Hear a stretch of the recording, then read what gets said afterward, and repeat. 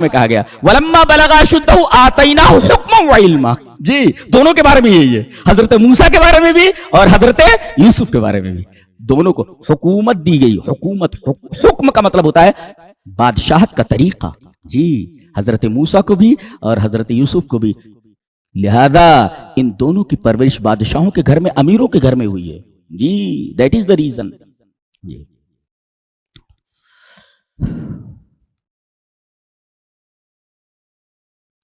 झूठ जो होता है, झूठ एक ऐसा गुनाह है जो छुपता नहीं, आदमी उसको छुपा नहीं सकता। जब इन्होंने हजरत यूसुफ अलैहिस्सलाम को कुएं में डाल दिया तो अब इन्होंने सोचा कि बाप से कुछ कहने के लिए सबब तो होना चाहिए ना, रीजन होना चाहिए। लिहाजा उन्होंने एक बकरा वगैरह, एक मेढा ज़बा किया और इनको नंगा कर दिया था। इन्होंने पूरे कपड़े उतार लिए थे, इनके यानी कुर्ता उतार लिया था, कमीज जिसको कहते हैं। इस कमीज को उतार करके उन्होंने खून में लथपथ किया और ठहरे रहे वहां। कहा कि शाम को चलेंगे, शाम को चलेंगे। अच्छा, शाम को क्यों आए? अल्लाह फरमाता है वजाऊ अबाहुम इशाअन यबकून। एक तो ये रात के अंदर आए, क्यों? इसलिए कि इनको झूठ बोलना था। और the face is index of mind. चेहरा जो होता है वो अंदरों का आईनादार होता है। आप अगर झूठ बोल रहे हैं तो अगर होशियार आदमी है तो फौरन पकड़ लेगा कि झूठ बोल रहा है। पूरे कंपार्टमेंट में जो बगैर टिकट के होता है ना, टीसी उसी के पार्ट है। Please give me your ticket. भाई सबको छोड़कर किसी के पास क्यों आया? इसलिए कि इसका चेहरा बता रहा है कि ये टिकट लेस है, इसके बाद टिकट नहीं। तो चेहरा या अंदरों का आईनादार होता है। ऐसे ही कयामत के दिन जितने भी मुजरिम होंगे अपने चेहरों से पहचान लिए जाएंगे। युरफुल मुजरिमून बिसीमाहुम, अपने चेहरों से पहचान लिए जाएंगे कि ये पक्के बदमाश थे। जी, इसलिए कि इनका अंदरों इनके चेहरे के ऊपर जाहिर होता है। तो कहीं इनकी चोरी पकड़ न ली जाए, इन्होंने रात का सहारा लिया। फकर्रू अल मजीआ फिल लैल या फकर्रुल मजीआ मुतदस्सिरीन बिजुल्मतिल लैल। रात की तारीकी की चादर ओढ़े हुए ये बाप के पास आए ताकि ये जब बात करें तो इनके चेहरे से इनका झूठ ना पकड़ा जाए। जी, तो झूठ एक बहुत बुरी चीज है और झूठे को फौरन पहचान लिया जाता है। झूठ बोल रहा है, यू आर लाइंग, झूठे कहीं के, झूठ बोल रहा है तू। एक तो ये रात में आए, रात के होने तक, रात के आने तक इन्होंने इंतजार किया ताकि इनका झूठ पकड़ा ना जाए। तारीकी में बाप से बात करें तो इनका झूठ ना पकड़ा जाए। और यबकून, रोते हुए आए। ये रो क्यों रहे? देखो रो रहे हैं ये, तो झूठे आंसू इनके मगरमच्छ के आंसू हैं ये। रो क्यों रहे? अल्लाह फरमा रहा है इस वजह से रो रहे हैं कि अगर किसी को कोई बुरी खबर दी जाए, अरे तुम्हारा बच्चा मर गया, तुम्हारे बच्चे का एक्सीडेंट हो गया, तो वो आदमी बहुत ज्यादा घबरा जाएगा, बहुत ज्यादा रोने लगेगा। लेकिन कोई उसके साथ पहले से रोने लगे तो सामने वाला कहेगा अरे ये लोग भी रो रहे हैं, लिहाजा उसका गम हल्का हो जाता है। लिहाजा इन्हें एक बुरी खबर सुनानी थी, लिहाजा पहले से रो रहे थे। अल्लाह अकबर। वजह, इंसान की फितरत है ये। वजह क्या किताब है यार। वजह अबाहुम इशाअन यबकून, शाम के वक्त आए और वो भी रोते हुए, है ताकि किसी गमजदा के गम को हल्का करने के लिए खुद भी रोने लगो। जी, ये यबकून। एक नुक्ता और बताया गया कि कत्ल एक ऐसा बड़ा जुर्म है कि कातिल कितनी भी सफाई से कत्ल करे, कोई ना कोई क्लू छोड़ जाता है कि सीआईडी उसको पकड़ लेती है। जी, कोई ना कोई क्लू छोड़ जाता है। कत्ल एक ऐसा जुर्म है कि कितनी भी एहतियात बरते, कोई ना कोई क्लू छोड़ जाता है। ये क्लू इनको छोड़, एक क्लू इनको नजर नहीं आया। क्या? इन्होंने कमीज उतार करके खून में डुबोया तो मेढे के, मगर इन्होंने कमीज को फाड़ा नहीं। ऐसा कैसे कि जानवर आदमी को खा जाए और उसका कपड़ा ना फटे। जी, ये क्लू था जिससे हजरत याकूब अलैहिस्सलाम ने पहचान लिया कि ये भाई के साथ गलत काम कर चुके हैं, कहीं इसको मार करके फेंक आए हैं और ये झूठ बोल रहे हैं।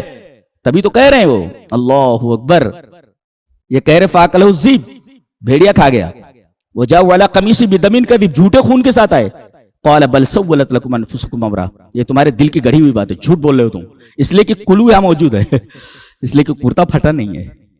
जी जी जी जी, जी।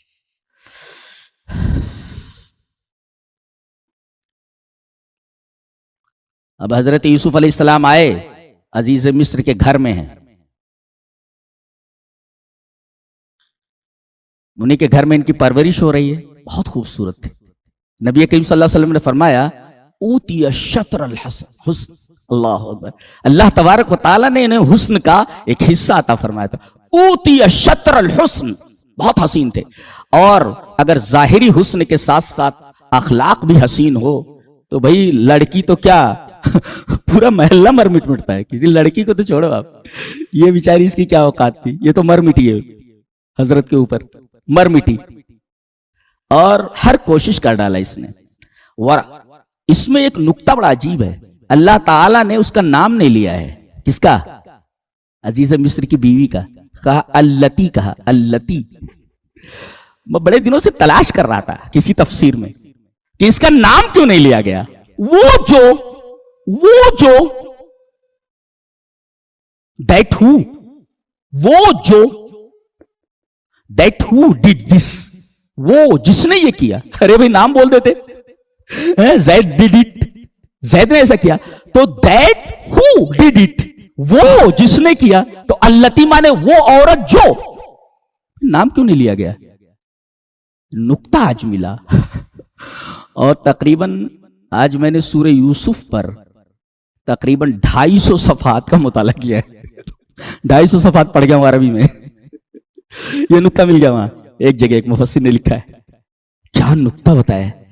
कहा कि ये मालकिन थी जी, अस्सय्यिदा, इसने तो परवरिश की, इसके घर में पले बड़े हैं, और हजरत यूसुफ उन्हीं का खा रहे हैं, उन्हीं के घर में रह रहे हैं, उसी का दिया हुआ कपड़ा पहन रहे हैं, तो मालकिन है वो जी।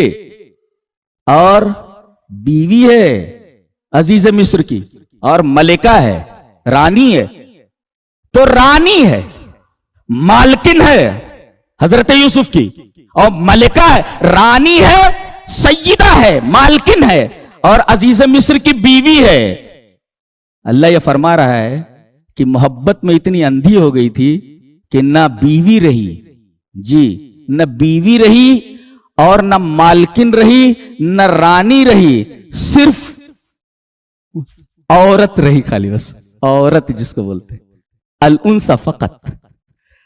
न बीवी रही अजीज मिस्र की जी, और न रानी रही और न मालकिन रही, सिर्फ औरत रही। कानत उनसा फकत। और जब सिर्फ औरत हो जाए, सिर्फ औरत, ये ना देखे कि मैं मालकिन हूं, ये ना देखे कि मैं मलिका हूं, ये ना देखे मैं किसी की बीवी हूं, तो सिर्फ औरत रहती हो। औरत, औरत, वली उमन, सिर्फ औरत।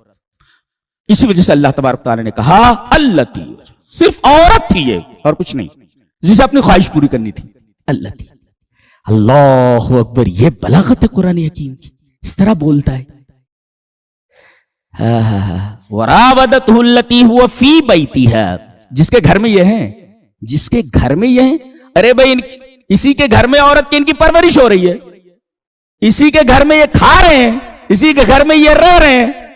और नुक्ता ये है कि जो गरीब होता है ना, उसके लिए गुनाह करना आसान होता है। अगर वो किसी के एहसानों तले दबा हुआ हो, वो कोई गुनाह करने के लिए कहे, फौरन कर बैठता है। अरे मालिक, मैं आपके लिए गर्दन कटाने के लिए तैयार। गरीब जो होता है उसके लिए गुनाह करना आसान होता है। और देखो यहां कितने फितने हैं। देखो, रावदा का मतलब होता है रूदानुल इबिली फी मिश्यतिहा तज़हब व तजी बिरिफ्किन। ऊंट जो होता है ना, ऊंट ये अपने चाल में कभी आता है, कभी जाता है, और बड़ी नरमी से। अल्लाह तबारक व तआला ने इस औरत के बारे में वही लफ्ज इस्तेमाल फरमाया है जो ऊंट के लिए इस्तेमाल होता है, ऊंट की चाल के लिए। आ रहा है, जा रहा है, और बड़ी नरमी से आ जा रहा है। कभी देख रही है क्या कर रहे हैं, मेरा महबूब क्या कर रहा है, बैठे हुए हैं। अच्छा, फिर आ रही है, देख रही क्या कर, तो कभी पास आ जा रही है, देख रही है, कभी चली जा रही है, कभी आ रही है, कभी झांक कर देख रही है। बस उसके